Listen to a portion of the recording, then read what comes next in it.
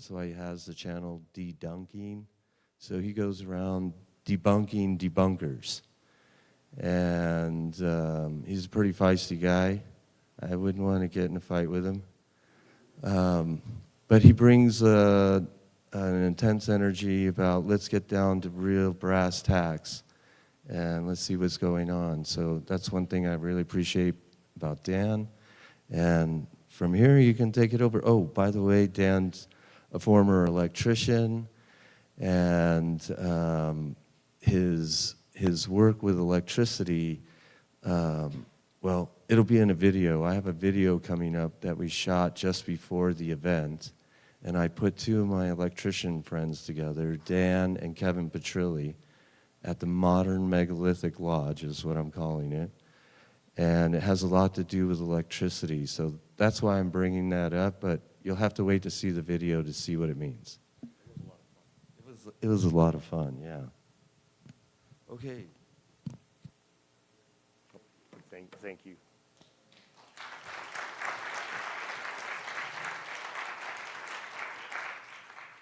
So how's everybody doing out there? I hope you can hear me all right. All right. Sedona is a really beautiful town. I like it a lot. It's a lot different than Spokane. You guys have probably seen this before. This skull was found on the border between Mexico and Arizona. This is local. And I'm sure you've seen these shapes before. If Derek didn't clue you into these things, I'm sure Brian Forrester has. But these are the elongated skulls. Now, you get a lot of, as a skeptic, I look at it and immediately I look at the counter-arguments. And the counter-arguments of a guy like Brian Forrester saying that this is another species or something to that effect, they always come down to sagittal sutures and other disagreements. The cranial capacity may or may not be larger, depending on who you ask. The eyes may or may not have been larger, depending on who you ask. And it's very frustrating for a guy like me, because I just want to know. I don't really have a dog in the fight as much as I just want to know. And that's where things get really frustrating, because while we've got thousands of these things on the record, or at least hundreds in museums around the world, the cover-up around them, again, a skeptic, when I found that there was a cover-up, I don't like to use that term lightly. I don't like to just say, you know, they're hiding things from us. That's an easy way to support any idea you want, right? And I found the cover-up so heavily in real time. This is in my home state of Washington. This is in Longview, where it was. This is gone now. This was known as Coffin Rock. And the Native Americans up there, the Chinook tribe, when Lewis and Clark came to that area, there was 3,000 burials like this, where they would take a canoe and elevate it, place it in an area that predators couldn't get to, and just kind of cover them up and lay them down. All 3,000 of those had elongated skulls, artificially modified craniums. And when I say elongated, I don't mean just a little bit, but they don't quite look like Peru. This is one of the ones that we have in the record that we still can get information from. You won't find it on Google. You're going to have to dig deep, and that cover-up is the very beginning of it. For example, I don't know how many of you have studied the elongated skulls, but I know that most of you here probably weren't aware that there was more of them in Washington than there was in Peru as far as what we have in the written record. But we don't talk about that. People that live in Washington, Derek lives in Washington. He's pretty into the skulls, and he was telling me I blew his mind with telling him that basically 2 stone throws away from where he lives, they were doing this. But it was so ubiquitous. All the Native Americans on one side of the Cascades, all of them on the east side, it was a sign of freedom. It was a sign of you were a free person. If they kept slaves, and they had a bit of a caste system, and if you were lowborn, you weren't allowed to modify your children's skulls. But if you were a highborn person, this is what your skull would look like. It was actually an insult. What, did your mom not have time to shape your skull? It was a little crazy. And so then the cover-up started a long time ago. This is Memaloose Island, and Memaloose is the Chinook word for death. You can see there's some white guys there that have decided to dig up everything they could on that island. And eventually one dude they found him staked to the place. The natives had it. But they were looting this stuff wholesale. And it was such a big thing. But here's one of the things you'll notice in this photo is that skull that you see in this image is quite a bit larger than the other skulls that are around it, that black skull in the center. If I go back to the one before, it's over to the right side, and you can see that it's quite a bit larger than the other skulls in the picture. Not enough larger that it's going to make it to giantskulls.com, which is why it's still in the University of Oregon's archives. I mean, they looted this stuff like it was nothing. And these skulls, again, these were all, it's hard to tell in a lot of these images, but if you look very close, you can see that they're all misshapen. This was something, again, if you didn't do this, you didn't love your kid or you were lowborn. And then people ask, well, where are all these in the record today? Why do we have none of these? And this brings me back to what I was saying about the discussion about sagittal sutures and orbital size of your eyes and cranial capacity. This stuff has been hidden from us. And, you know, for example, I don't know how many of you are aware, but, you know, silver quarters. I bought this from Coin Heaven out there, right? It's a quarter from 1963. And back in those days, they were 90% silver. Well, it's not like that now. Now it's all just, you know, crappier metals. But if you went to a bank and said, I want to buy 1,000 rolls of quarters, how many silver quarters do you honestly think you'd come out of it with if you went through? And probably none, because for the last 50 years, people have been selling them for $14 instead of 25 cents. Good deal, by the way. But the fact that this is called selection bias. This is something you could say, in a lot of cases, we know something existed, but we also know that it's really hard to find now, much harder to find than you could have ever convinced anybody that was using it contemporarily. Excuse me. This is one of the Chinook skulls. This is, again, very hard images to find. This is from a Smithsonian book called The Chinook Sign of Freedom. And this was in 1960, excuse the marijuana resin on there. And this is from 1960, and you can't get it anymore. It's out of print. They don't even store it in their archives. Now, if you look at the skull, here we can see it's very well documented, right? And it's quite a lot like the ones we see in Peru, but not quite. It's similar, but not quite as exaggerated. And they did quite a bit of work on this. It's only about a 30-page pamphlet. But one of the most interesting things, and this is why it's important, again, that we don't have the things that we should have in the record. Look at the top of this skull where we always talk about the sagittal suture, and this is from the unknown Chinook chief. So it's just some Indian that they dug up who had an elongated skull. They call him a chief, sell him for more money. But the next one is from the famous Chief Comcomly, which when Lewis and Clark published their journals, there was two Native Americans that were extremely famous, Sacagawea and Comcomly. Comcomly was over on the coast, and he had this elongated skull. He was blind in one eye. He was extremely smart. He was such a friend to the Europeans. He would tell the other Native Americans, like a couple of times they got really angry and we're going to go kill all the white people. And he's like, hey man, do you see how tightly woven their cloth is? Do you see how ugly and savage their weapons are? Do you see any of their women or children? You don't want to mess with these guys now, because when they start bringing their families in here, they'll just wipe us the fuck out. He's a pretty smart guy in the early 1800s. Notice he has a sagittal suture, and it's not fused. Now, if you're not aware, the sagittal suture normally fuses at around 28 to 32 years of age on average. So there's a lot of variables here. We know Comcomly lived to the age of 63. We don't know the age of the unknown Chinook chief. Comcomly, by the way, 3 years, didn't matter how much of a friend he was to the white man. And 3 years after he died, they chopped his head off, and the Indians hid it. They took him out of the canoe and buried him in a coffin. And they found him, dug him up, chopped his head off on that island I showed you earlier, and they sent it over, and it was in the museum in Cambridge for, I think, about 100 years before they repatriated, 80 years. But next to each other, you can see the difference in sutures between these two Native American skulls that lived pretty close in time to each other. And this is why, just one example of what we're missing in the record. When we talk about these things, we can't, Does the sagittal suture not close at such an early age, at the age of 28 to 32? Clearly not in the case of Comcomly, he was 63.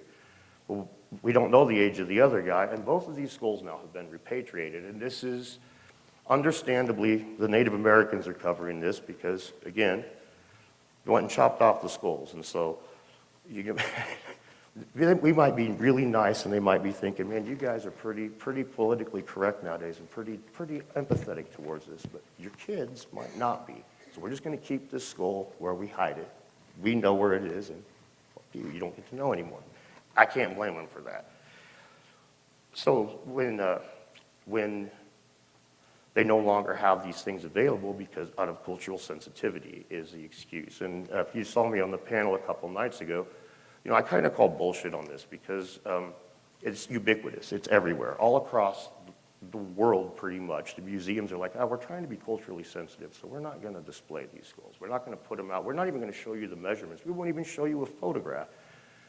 And, this is, for that to be a ubiquitous practice across the world, there's no way that all the tribes feel that way. And so, really great to meet Derek while I was here at the event. And it's great because he lives really nearby. And as I said, he was completely unaware that these skulls are in the record and right next door to him.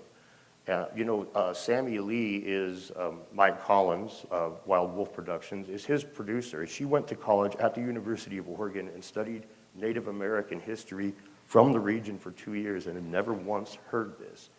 Again, the Native Americans west of the Cascades called the ones, east of the Cascades, called the ones west of the Cascades flatheads because they all did it. They all had some way of modifying their skull, and in a tribalish sort of way. It was all a little different, but it almost always had that bulb shape. Now, the looting of these things became a literal family pastime. So again, you can't really blame the Native Americans for not telling us where it is, or where the ones that have been repatriated are. Because here again is Coffin Rock. Now this is in Longview, Washington, and this was what was covered with 3,000 different burials with artificially modified skulls on it. Now, you can't really see it there in the bottom right-hand corner. There's a little bump there. After the story about Coffin Rock is hilarious. It had those 3,000 skulls on it, 3,000 burials with people with elongated skulls on it, and Lewis and Clark's day. But just about 10 years later, Lieutenant Charles Wilk came through on this big expedition around the world for the United States. And when he got up into that area, he went to the top of the hill. He did some astronomical observations. And then him and his boys left, and their campfire accidentally burnt the place and destroyed all the burials that were there. And there's been no skulls spoken of since then. Now, the locals say that the place was partially modified. Think Gunung Padang. It was basalt columns and laid out in a way that was potentially partially modified. On the one side, it's a little difficult to see in the older photos, but they started mining it. And as you can see there, they destroyed most of it. And in that picture, there's a spire on the top left. That was all that was left of it. They mined it for basalt, which is incredibly crazy because the entire area is just a basalt, and they did it for gravel. But it was the Native Americans, it was a place where it was like their sacred lands to be reborn, right? They picked specific areas and they considered them very sacred, and it was part of their afterlife. You couldn't just bury somebody anywhere. You had to bury them in the right place. So when R.A. Long moved into that area, who was a Freemason, and it was Robert Long, R.A. Long, he built the place he stole a lot of their, how do you put it?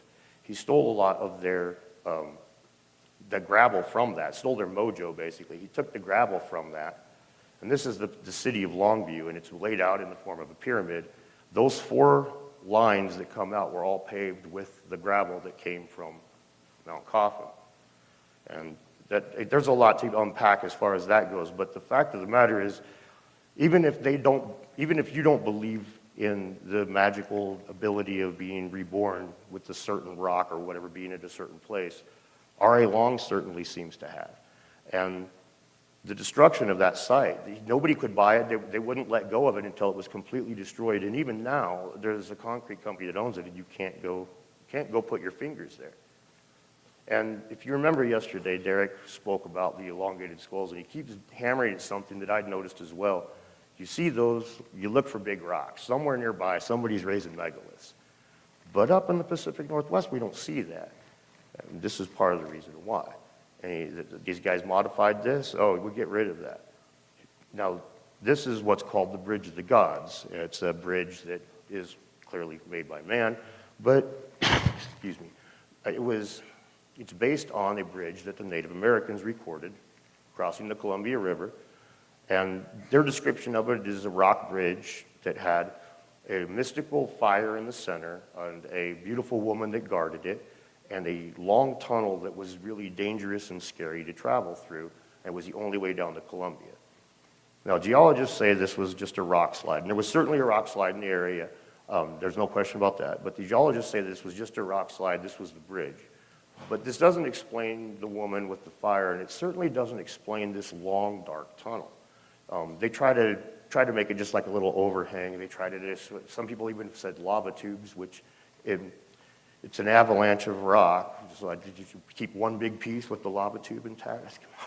You know, they're looking for any way they can to explain this away. So the Bridge of the Gods we don't know for certain about, and there's our chief Comcomly I spoke about a minute ago. There's one depiction of him that's an artistic representation that shows him with the elongated skull. You'll notice here they just hid that.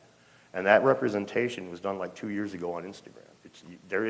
If you go through the area, even at the rest stops, and it'll show a picture of Comcomly talking to Lewis and Clark, and it looks like a scene from Gunsmoke, even though it was drawn like in 2020 or something. The cover-up is really ridiculous, to be honest with you. And there's a reason for this. I don't know if any of you guys who know who Nelson Rockefeller is, but so he was into elongated skulls. Now, he was born too late for the mad dash in the Pacific Northwest, where thousands of them were just laying around for the taking, and the Freemasons were burning places where they were at, and the Indians were too sick to do anything about it. He was born too late for all that. So when he found out that there were skulls in Paracas, Peru, well, if you see what Google says, this really quickly for those of you who like to use AI to do your research, you see how I've got it on all there, and here's the AI overview, and it says that there's no direct mainstream archaeological connection between Nelson Rockefeller and the Paracas elongated skulls. But then you click on the AI mode, and it's like, oh, his connection to the skulls stems from his extensive support for Peruvian archaeology and personal. Don't trust AI. But Nelson Rockefeller found out, getting ahead of myself here, Nelson Rockefeller found out that there were skulls in Paracas, Peru in 1937, and as you can see there, he abruptly decided to take a 3-month tour of South America. And that was because the museum director, Tello, well, you can see right off the bat the fuckery that's involved here. You look at the very last thing. What is the correct total, 429 or 451? That's how many bundles that they pulled out of these grave bundles that have the elongated skulls. So one of these numbers could facilitate stealing. If it was 429, well, you could have gotten rid of a few of those and sold them. Of course, the number that they actually go with is 429, and they claim it's just a clerical error. But then when Rockefeller goes down there, he spent $3,000 because, well, Tello wanted more, but Rockefeller offered him $3,000 if, and this is so Rockefeller, it was only a quarter amount, but if you give me 4 or 5 of those bundles that you got there, buddy, let me come and cherry pick 4 or 5 of those bundles. And so that's exactly what he did. And out of 400 and some odd of those bundles, he got to pick 4 or 5. Now, Tello, before this, was working off of $300 a year to keep this entire mess open. So this is 10 times what his yearly budget is. So, of course, he let Rockefeller walk away with those skulls. Those skulls were displayed in the National History Museum in New York City. They were displayed in the Met. And there's newspaper articles that talk about it. There's no photographs. There's no measurements recorded. And they were repatriated. But Peru, they don't know which ones those are. They just put them on the shelf. I don't know. My skeptical side of me says they probably never left New York City. Rockefeller sold it to one of his other buddies, claimed it was repatriated because, to circle back where I started, we don't know what we don't know. We know, I guarantee you that Rockefeller, if one of those skulls was just screaming alien with big old horns hanging out and a third eye in the center, do you think he left that one? So he didn't keep that one. I'll just take this one over here. Oh, hell no. He's going to take the very best ones, and then we can't find them in the record. So as a guy who's skeptical but wants to know, when I can't find the best examples, I go back to this quarter. If they're in the record and people are talking about it, but I can't find it, and then guys like Rockefeller were involved looking for it, all of a sudden it's like, okay, selection bias is playing a heavy role here. We don't know how, so arguing, in my mind, a lot of it is like the discussion about the cranial capacity and stuff is almost moot, because the ones that are going to have the craziest ones, we know we don't have them. We can guarantee that. And I'm sorry, I won't make you guys read anymore. I'll start going back to images. I'm a Beavis and Butthead fan, and I'm the same school of thought. I don't want to sit here and read. I want to look at pictures. So here's a picture that'll show you some of the fuckery we were looking at here. This is from a paper that is from 2019. And you can see this is a distribution of elongated skulls around the world. And I'll give you a second to look at that. And you can see that the Pacific Islands are pretty much completely empty. You can see that the middle of the United States there's not very much there. There's just this tiny little arrow. But you can see that it's a pretty coastal thing. Now, there's a book that was published in 1938. I'm not really good at Spanish, but this is the book here. It's a hard one to find a physical copy of without paying some money. But in it, this was the map of elongated skull distribution.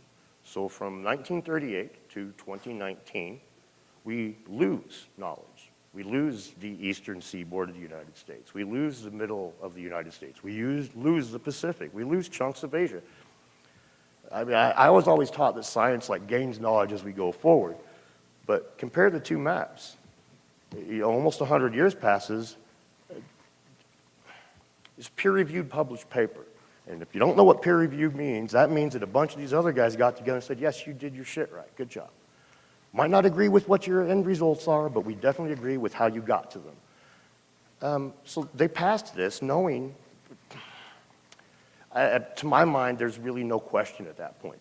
They are erasing the things from us in real time. This skull was found in China. It's about 10,000 years old.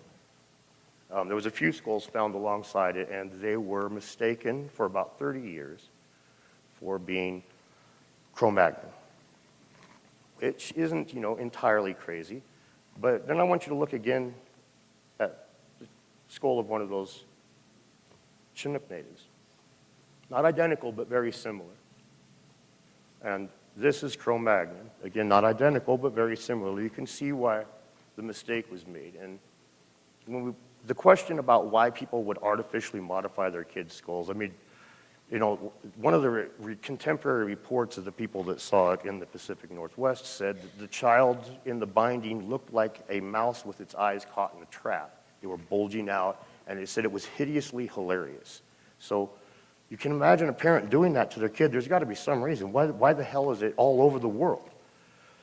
Well, if they were mistaken by the experts for a different species of hominid, it's, in my mind, a pretty safe place to start anyway, that maybe they were trying to emulate these other species of hominid. So then at that point, you get to looking at there's other practices of smashing the skulls. And we get the Stewie Griffin. You've probably seen these kinds of skulls before. They tend to look along, oh no, it didn't show up. They have these things in, this kind of a flattened out skull. There we go. Homo habilis. And, so when we see those skulls that are modified, that are made to look like another flat and wide, it's not a safe bet, but it's a good possibility that these are done to emulate another species of hominid. Which then brings us to these guys, because all of a sudden you're not going to find one on the record. Neanderthal had a bit of a pokey thing in the back, and then nothing like this. So that's where the skeptic in me has to kind of defer to guys like Derek and say, all right, buddy, I'll step back and let you talk about this one now, because they could be trying to emulate another species that's from outer space. And I don't say something like that lightly, and it's not something I personally believe, but it's something that I feel that is, it's being rejected without a cynicism instead of skepticism. As I've just gone through and shown you, it seems pretty obvious to me that they were trying to emulate something.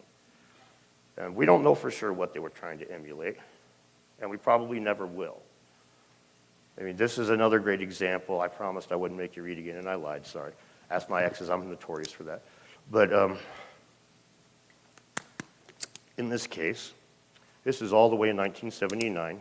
He opened, the director of the Paracas site opened 54 of the mummy bundles, and he recorded what was in 6, and he put the other 48 back on the shelf, and he didn't even identify them by number.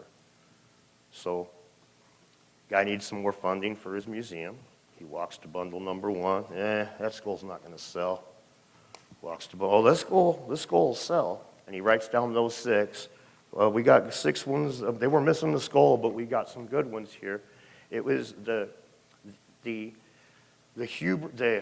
mishandling of these things has been so consistent that it becomes, again, very difficult for me to not be skeptical of the people involved more, and knowing, again, to bring it back to the quarters, you could buy 10,000 rolls of quarters today, and you're still probably not going to find one of these little guys because it's been so heavily searched. And you could apply this same thinking even to just step off the skulls entirely for a second. You could apply the same thinking to those vases that Ben Van Kerkwijk likes to talk about. When Max Folmachev recently did his takedown of it, he went to the Cairo Museum and he measured what they had there, and he says, these are not nearly as nice as the one in Matt Bell's collection. And at the end of the day, he's not taking any of the selection bias into account, as far as I'm concerned. The fact is, we know that the Cairo Museum has been a little loose with their artifacts over the last couple hundred years. We know that Sir Flinders Petrie was talking about precision stone vases over 100 years ago, so there was people in the know and people not. And talk about an Egyptian artifact that doesn't look Egyptian, they look like damn flower pots, man. So it's the kind of thing, if the measurements weren't taken super accurately, which none of them really were up until recently, easy thing to swap out one hard stone vase for another and throw $50 to the guy that's letting you do it. At the end of the day, when we have reports of precision stone vases, and then we can't find them in the museums, but we do find them in private hands, selection bias seems to be, in my mind, far more of a likely thing that happened as opposed to just they never existed to begin with. And this, again, brings us back to the way that these skulls have been disregarded. Or, we live in these times where people, they pick and choose their scientists even over whether or not they're in alignment with them, let alone their politicians. We got to the point where you could have 2 scientists look at this same skull, and one will tell you that the DNA says X, the other one will tell you the DNA says Y. One will tell you that the eyes were this big, the other will tell you the eyes were that big, and we've all seen this happen in the last 10 years, and it's gotten so bad with things like this that honestly, without the proper evidence out there, without the proper data, I don't see how we could even make anything except for musings and guesswork. But that's, again, when we go back to the megalithic structures, there is potential signs of those up in Washington State. They're just hidden more. By the time Washington was being settled, there was laws, nothing like NAGPRA, but there was laws against just completely destroying the Native American stuff. Not all of Washington, but by the time areas like Longview, getting a little bit inland, Portland, Seattle, all that stuff, by the time when it was getting off the ground, there was laws against doing what they did in St. Louis, for example, just destroying all the giant mounds. So if any of you who work construction, So I'll explain to you how NAGPRA works from a blue-collar perspective. Now, from a white-collar perspective, if you don't know what NAGPRA is, it's Native American Graves Protection and Repatriation Act. From a white-collar perspective, it says if you're digging in the ground and you find any Native American artifact, you turn it into the local museum, and they come out and they evaluate the site to see if it's a grave site. And if it's a grave site, well, we got to talk about what we're doing here. So from a blue-collar perspective, what happens is you find an arrowhead in the ground, you tell your foreman, he tells you to shut the fuck up, put it in your pocket, and you carry on digging.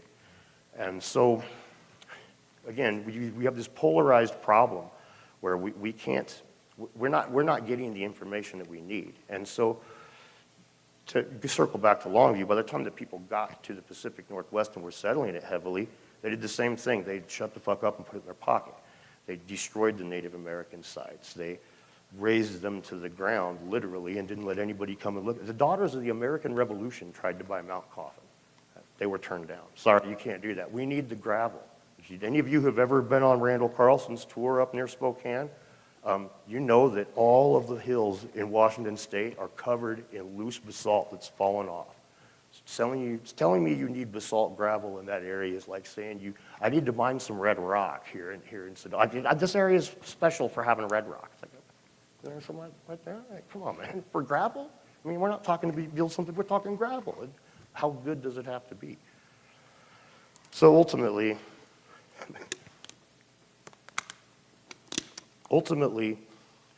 when they like to put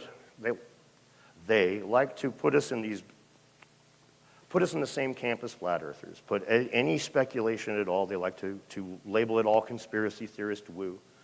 As many of you that I've had the pleasure to talk to personally at this event have heard me say now, we live in they've done this well, they've done the PSYOPs so well that the federal government can release the Epstein letters, and most people are like, oh, that's just that crazy tinfoil hat bullshit. It's like, dude, how much, when they've got you browbeat that hard, buddy, they can do whatever they want, now can't they? It's, to quote Carl Sagan, if you're not allowed to question those in authority, if you're not allowed to be skeptical of them, then you're up for grabs.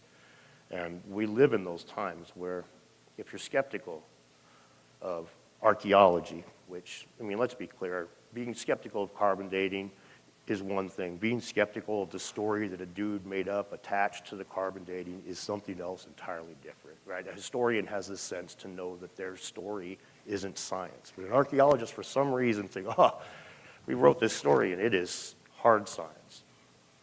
And give you one example of this. It's not about the skulls before I end it here and start taking questions or let you all get out of here.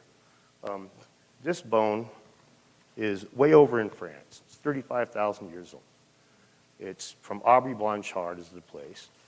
And I don't know if you guys saw the headlines not too terribly long ago, but where this thing right here was supposed to have been the new proto-writing, in the beginning of proto-writing. This was found in Germany, very close, the same culture, the ordination culture, found very close to the bone in Aubry Blanchard that I just showed you.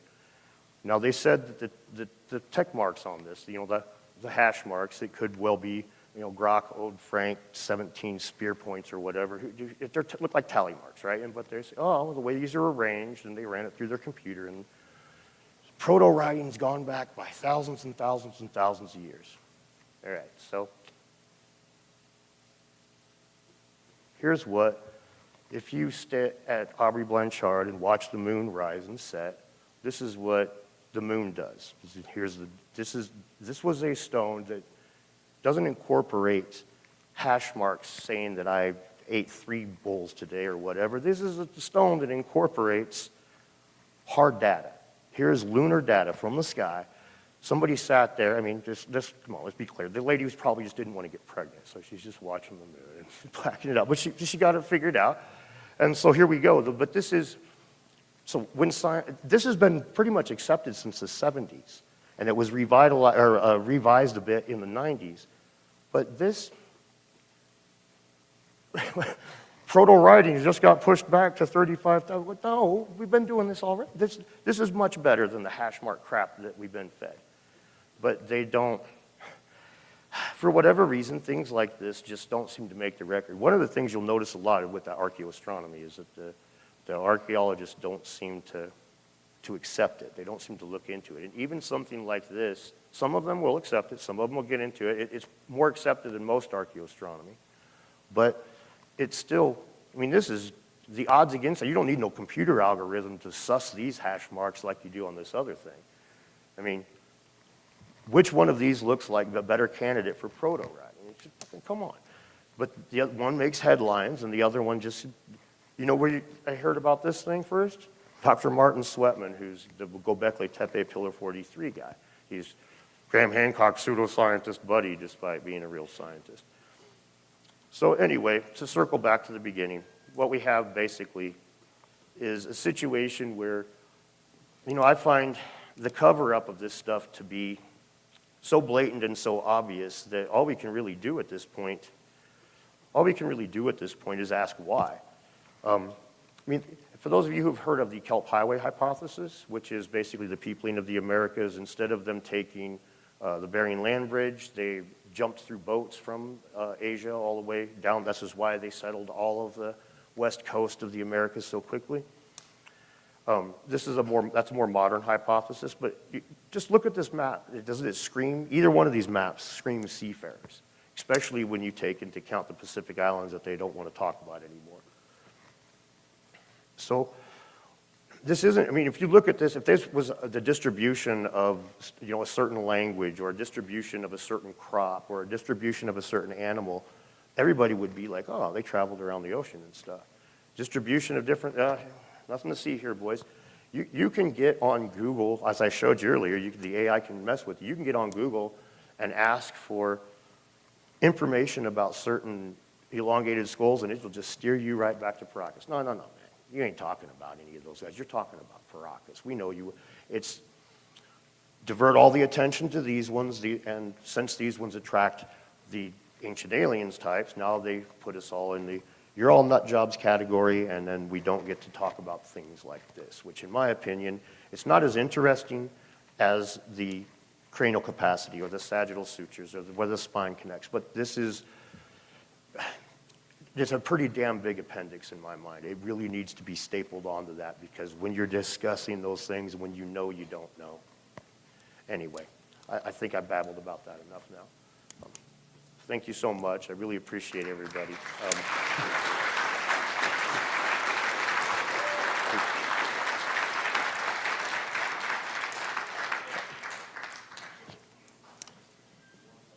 Yeah, absolutely.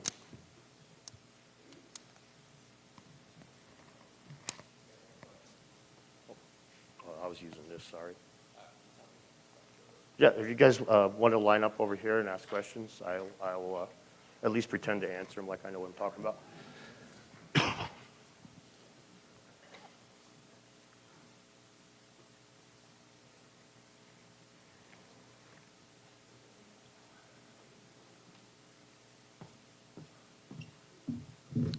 Hello. I definitely appreciate your skepticism, and maybe we can just have a little bit of fun, imaginative hypotheticals. I'd love to hear your personal opinions and others that you've heard. If it's not some inspiration from another outer space beings or something like that, what do you think it might be? What was the inspiration that it could have been to go that route? The Paracas ones, I assume you mean the really crazy ones. You know, in all honesty, you could even have, you know, it takes one Einstein, it takes one Copernicus, it takes one Newton. So you can imagine, I mean, I can imagine anyway a world 20,000 years ago where one mutant McNugget was born just looking goofy as fuck, really smart, and people are like, okay, and that just sticks. I mean, that could be wrong, but that seems like a viable possibility to me. So. Are there any others that people talk about? Oh yeah, generally the aliens is a really high one on the list. And in all honesty, you know, I mean, again, I'm not an ancient aliens guy myself, but every time that I grab that and look at it, I try to make sure I don't do any throwing out of babies with the bathwater. And again, man, you know, you look at Neanderthal skulls and they're a little pointy in the back, but if you've ever, I almost put the image in, but it's so grotesque, actually. There's this image from about 100 years ago. It's an actual photograph of a child who's had its head bound, and man, it's horrific, man. It's the stuff of nightmares. And that still wasn't give you what we see at Paracas on the big ones. So, you know, if I can't answer the question, I'm not going to tell somebody else that their answer is bullshit. Right? Great, thank you. No, thank you. I appreciate it, man.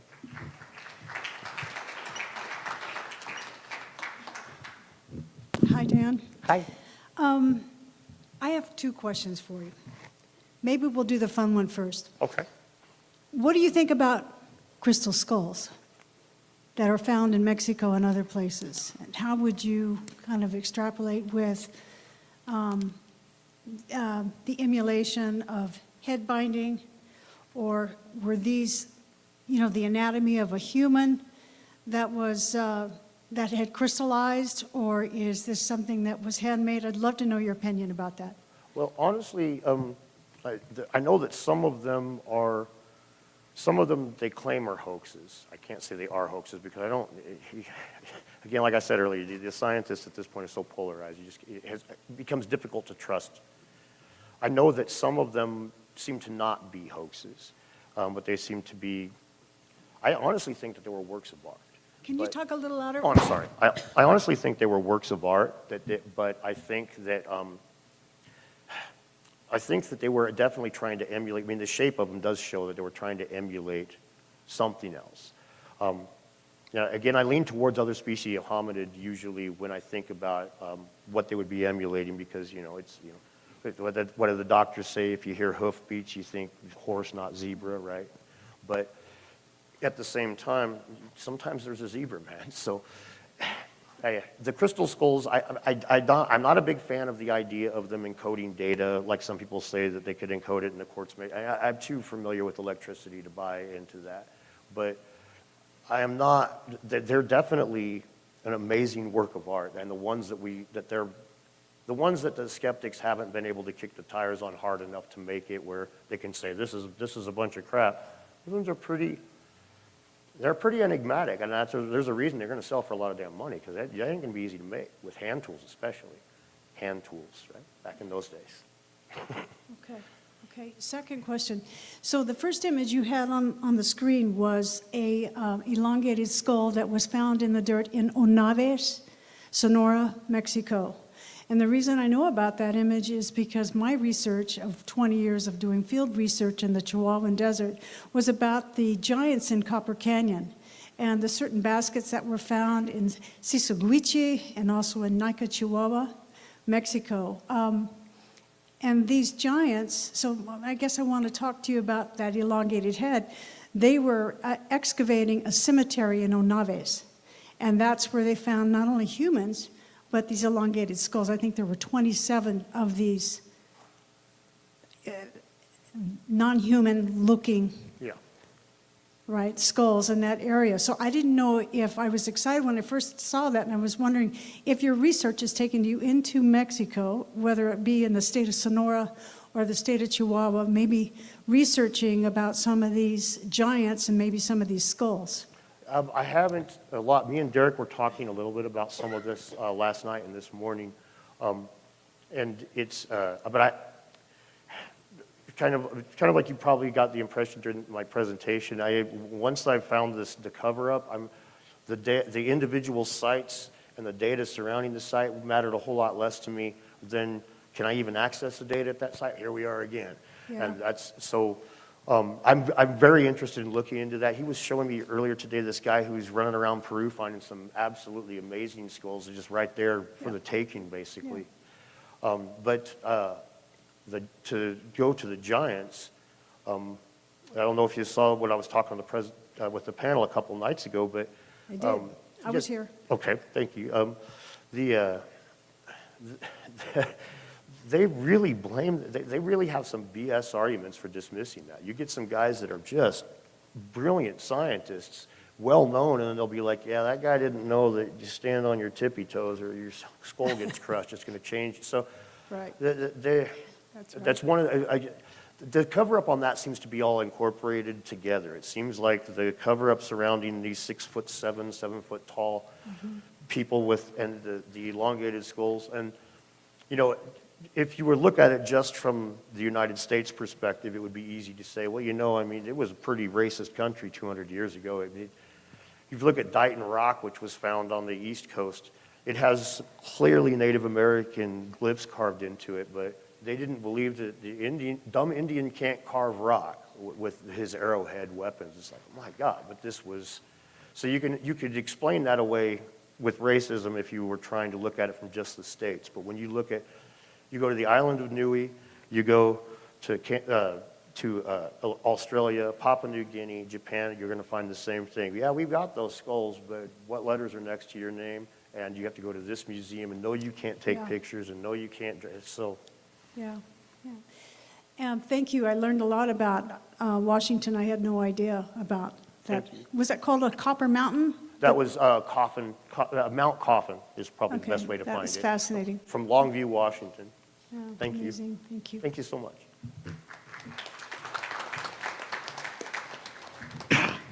Hi, Dan. Thank you so much for the presentation. I kind of have a comment and a question kind of tied into that too. The last day talking about the skull found in Mexico.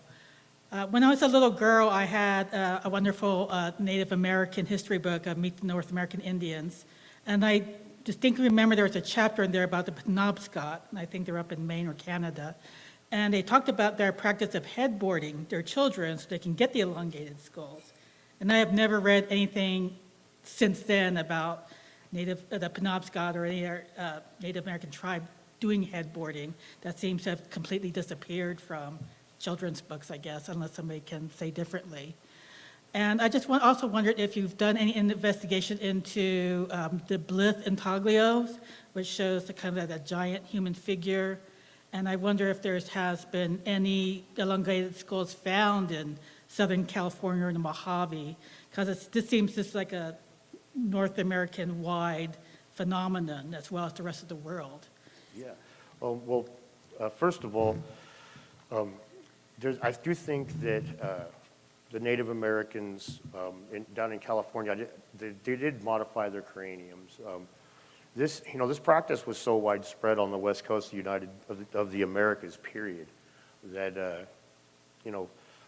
if you know the candelabra of the Andes, I'm sure most people here are aware of that. That's like about 5 miles from the Paracas graves, and it's visible 12 miles out to sea. So when you look at their relatives right up the coastline, probably hop down there with boats, and this is, hey man, we don't have a lighthouse, but this tells you to just park your boats here to trade with us. So it seems to me like, again, the stuff in California gets really weird because I honestly think a lot of the things that were found over the time has been, you read the reports and when this part of the country wasn't very settled at all, they could, hey man, I found these giant bones, I'm on my way back to the Smithsonian with them, oh, they didn't make it. That's because some rich dude sent an envoy to buy them from me halfway back, right? This is, again, I get real cynical or skeptical about, I get cynical about people being assholes, I can always say, right? And as far as the head binding and how that was kind of just being erased from the books and stuff, I remember seeing, my grandpa took me to some forts on the coast, and I remember seeing pictures of Native American in the headboard and stuff. It wasn't until my friend Sean Mooney, who's a dude from Longview, who's clued me into this, and he started telling me, hey man, there's some of this stuff going on around there that, I remembered seeing some of these things and talking about it, but it just, it's cool, some of the Indians flatten their heads, great. But then you start looking into it, and it's like, again, you don't even see a picture of Comcomly with that. Any of you in here, Google Comcomly skull and see what you find, because it ain't going to be that damn picture that I just showed you from the Smithsonian book. And again, they'll say that this is cultural sensitivity. Go ask the Chinook if they care if you see a picture of that skull or not. They've got that skull repatriated, and they've got it safe. And most tribes, in my experience, living up in the Pacific Northwest, and anybody can correct me if I'm wrong, but it seems to me that the more successful a tribe is, the more pragmatic they are when dealing with the white man. They're just like, like Dighton Rock, I just mentioned earlier. the Native Americans went ahead and coughed it up to the people that are, I forget what country it's from, Portugal. The Portuguese population there tried to claim it, and the Native American tribes that had the real claim to it said, you know what, go ahead. Would you guys vote to let us have a casino on this land? Okay, cool. Shake hands. And so, yeah, and there, I mean, which one matters more? In an ideal world, you could have both, but if you have to choose between your legacy or making a better world for your kids, only a dumbass picks their legacy, right? So it's unfortunate, but thank you. Yeah, thanks, Dan. Thank you. Hello. Yeah. Hi, What's your name? How you doing, Tiana? Thank you for that great presentation. Thank you. I think it was super insightful and entertaining. And is it possible to put the map? Oh, the yeah. left map? Could you cue the map back up, please, guys? Thank you so much.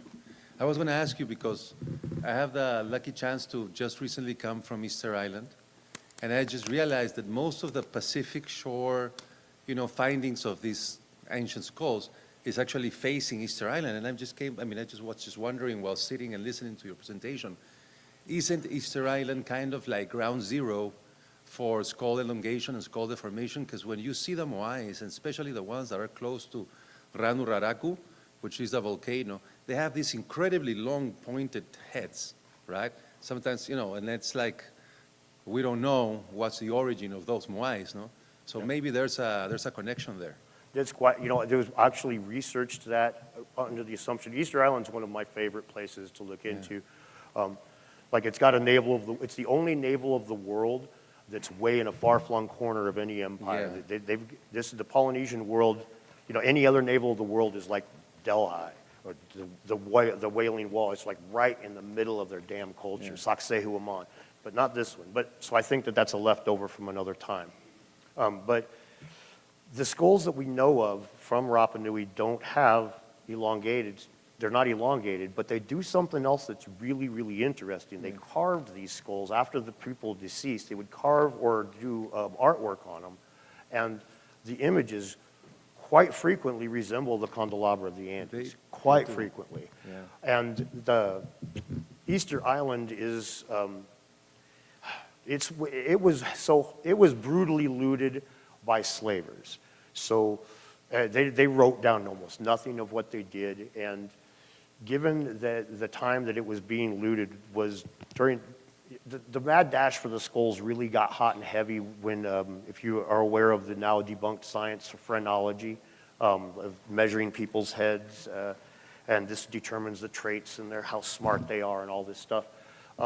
That kicked off this mad dash for the skulls, and when they were doing the slave raid, the big slave raid on Rapa Nui, it was at a perfect time for them to just, any skulls that they could have grabbed and sold. And like I showed you there, once there was no provenance, they just call them Indian chief, right? There's a chief, we don't know which one, but it's a chief. It gets more money. So negotiates. I definitely think Easter Island was involved, but it's unfortunate that the history of that place is so just hammered. Yeah, it's an incognito. It's something that has to be discovered. Well, thank you very much. No, thank you. It's good to talk to you.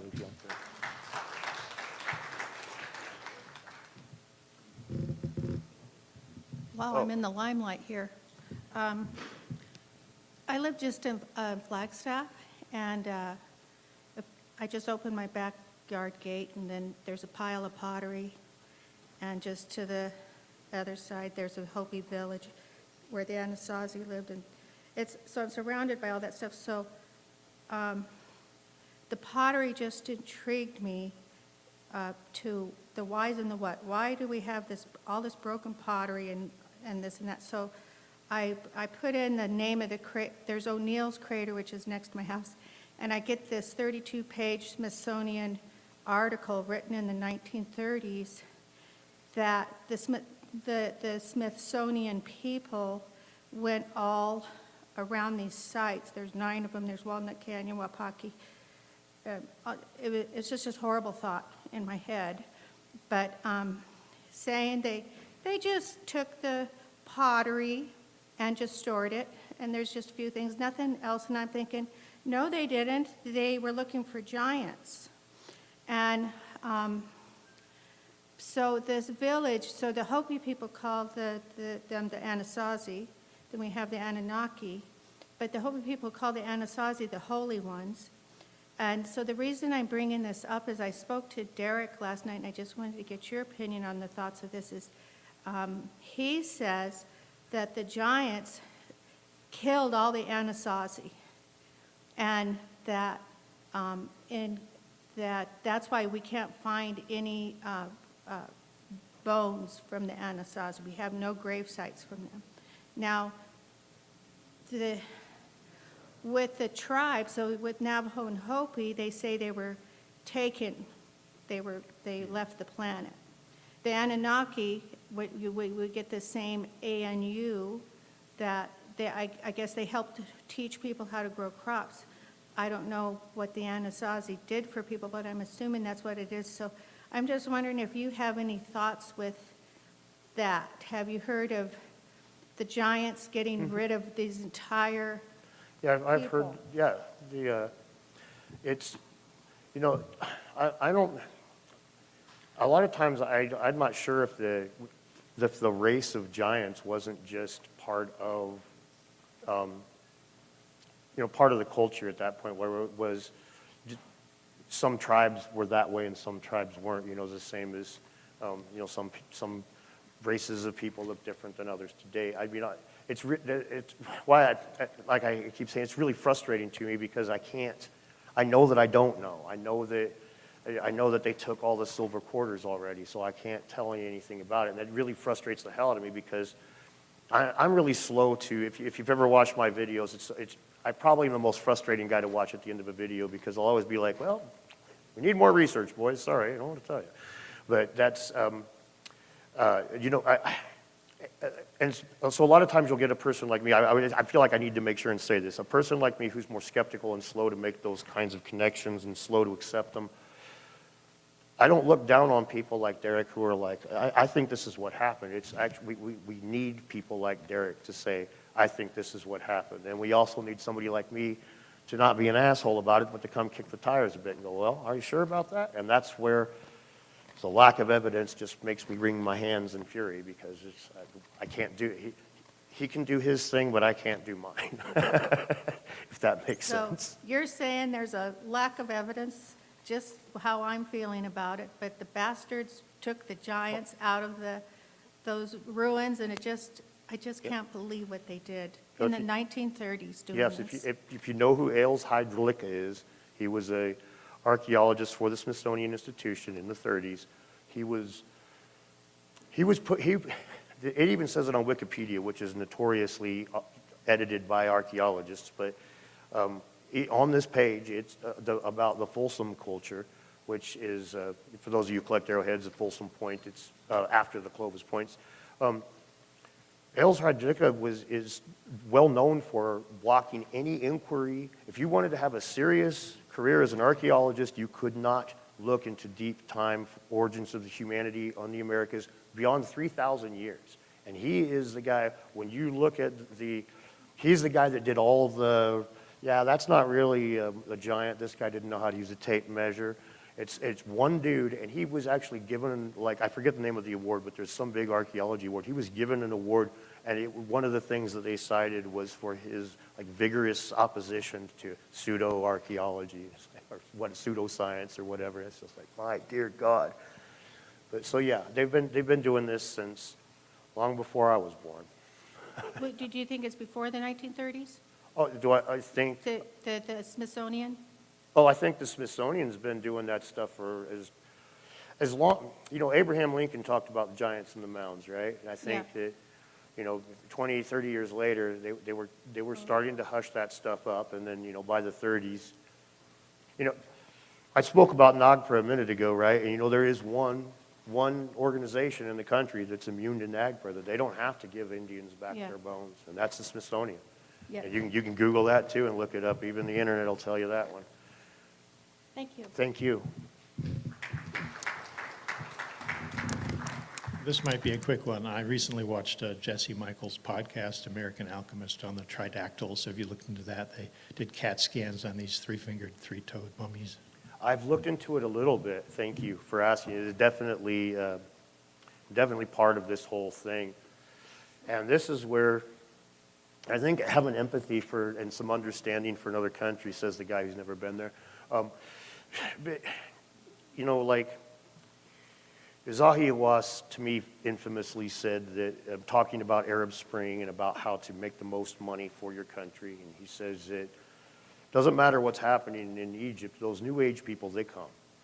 And when you look at it from that perspective, it's like he also talks about you don't always want quantity of tourists, you want quality. We want the Americans, we want the Japanese, we want the Chinese, we want the people with bucks in their pocket. And it makes sense. I mean,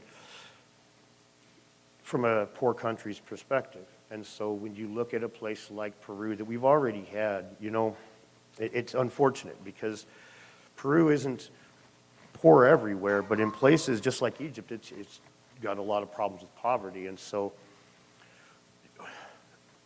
you know, the tunnels under Sacsayhuaman or at Cusco that they just discovered, right? There's a scientist that was talking about those 20 years ago, Brian Forster, to take you a tour on them 10 years ago for $5 and a bag of rice. You get a tour of them 15, 50 years ago. It's been, they were recorded by Garcilaso de la Vega, the half Spanish, half Inca guy that's got some of the best records we have of those times. And they just now found them. And again, I'm not skeptical. I'm downright cynical when it comes to humans being assholes. I think they gutted those tunnels, man. They got every skull, they got every rock, they got every stitch of gold, every artifact, and now it's like, okay, open these things up to the tourists. We found them, boys. So to go back to the tridactyl mummies, it's like, these need to just be put out for many scientists to put their fingers on. As it is right now, I'm really skeptical. It's one of those things where if it's generating more revenue than it is data, I start to get a little, especially in a poor country. So I'm interested in them and I want to know more, but I am getting, the lack of independently confirmed data and the amount of money that it just keeps making kind of makes it, let's put it this way, if I tell you this is magic water and I'm going to evaluate it next week, but I'm going to evaluate it next week. Well, actually, it's going to probably be the week after that. Just keep donating money to my Patreon, and I'm just going to kick that ball down the curb as long as it takes, because the second we evaluate it, the goose that laid the golden egg just died. So I worry about that a lot, and so I'm very skeptical of those until we got more data.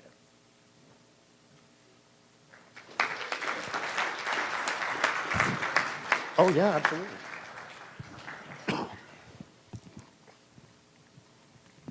Check 1, 2. Should probably get that in my pocket, huh? Yeah, no worries.